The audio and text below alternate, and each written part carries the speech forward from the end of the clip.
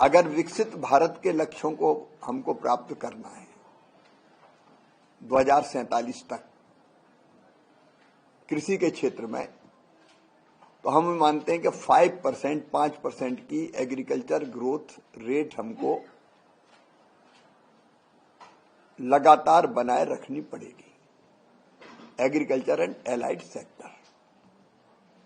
और जो विचार मंथन अभी हो रहा है उसमें से ये निकल के आया कि ये संभव है, ये किया जा सकता है और निश्चित तौर पर हम ये करेंगे।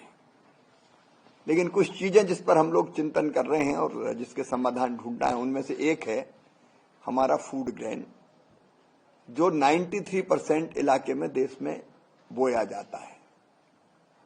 उसकी अगर हम ग्रोथ देखेंगे तो वो ग्रोथ अभी कम है, विशेषकर दलहन और तिलहन की ग्रोथ रेट अगर हम देखें तो ये 1.5% के आसपास ही आती है। और पूरे देश में भी अगर हम उत्पादकता देखेंगे, प्रोडक्टिविटी देखेंगे देश भर में, तो अलग अलग राज्यों में अलग अलग है। पंजाब में अलग है, हरियाणा में अलग है गेहूं की, तो छत्तीसगढ़ में और उड़ीसा में अलग है। मक्के की तमिलनाडु में अगर ज्यादा है तो उत्तर प्रदेश में उतनी नहीं है।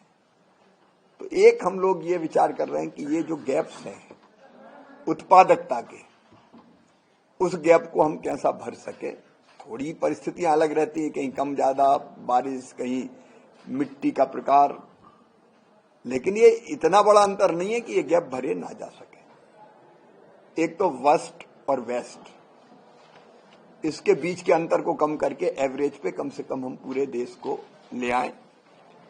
और इसमें हर एक का रोल, एग्रीकल्चर यूनिवर्सिटीज का रोल क्या, केवीके का रोल क्या, आईसीआर का रोल क्या, हर एक के रोल को हम तय करने का काम कर रहे हैं।